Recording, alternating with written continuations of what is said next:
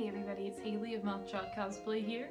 So this week we're going to be catching up on a lot of things. A lot of stuff, a lot of progress was made. The first thing is first, chillrend. We have the new mold. The new 2-part mold is made. We actually just demolded it about 2 days ago. I'm going to make this for the giveaway winner in March, and then based on how much material that takes, I'm going to figure out the price. This is a lot more expensive than I had initially estimated it to be, so it's probably going to be somewhere around the 200 price mark. It is a specialized skill, and even after that molding process, I have to spend time painting each one, so I hope that's understandable. We're going to dive back into the Death Knight Tier 10.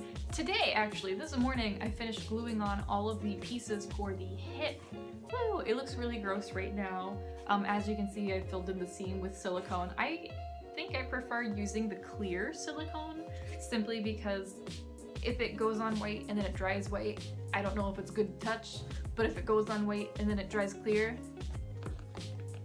these both look pretty cool. I'm not completely happy with them.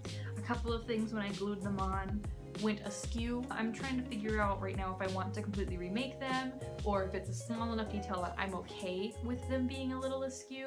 Another really cool thing that I've been working on is one of my pauldrons. I think I showed you guys this briefly in the last video. As you can tell, some changes have been made. So let's first talk about these. So I originally sculpted them out of pink insulation foam. I cut it out with a hacksaw and I sanded it down using 120 grit sandpaper, and then I coated it with I think five layers of wood glue. I sanded in between each coat and then I let them dry for about 2 hours before adding the next one. After I was satisfied with the spike, I made a silicone cast. This was cast using the Smooth On Umu 30, which has a 90-minute curing time. Once I made the mold from silicone, I cast it using, oh, this is the wrong way, Flex foam at 25. This is a really high density expanding foam. It expands about 2 times its size. What I ended up doing for the spikes, I ended up filling the mold entirely, and then I would get about a 1/2 inch overflow, and I would just take my X-Acto after it was done and just cut it off. So on top of adding these spikes, I also added in circular little doodads right here for the skull details. These are pretty cool little guys. I'll admit I cheated. Around Halloween time, Joann's had like a 10-pack of these about 1 inch long styrofoam skulls, and I just chopped them up. I'm going to be putting LEDs inside here so their little eyeballs will glow. It's gonna be pretty cool. By next week, hopefully this will be painted and ready to go. And speaking of painting, and also my pauldrons, these guys are so cool. I am madly in love with the shape and the size of them, and I think like this is just, it's a wonderful size for me. And I think that I'm going to be saving and reusing this pattern for a bunch of other pauldrons. And I really like this. My last experience with Plastidip was not good, so I really went and took a chance and decided to try Plastidip again, and I'm much more satisfied with this result.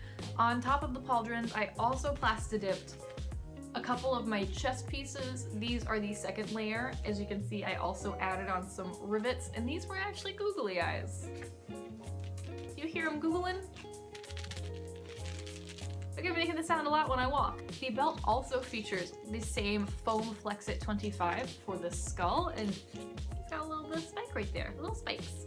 Plastidip is really cool. I like this stuff. I regret hating it for so long.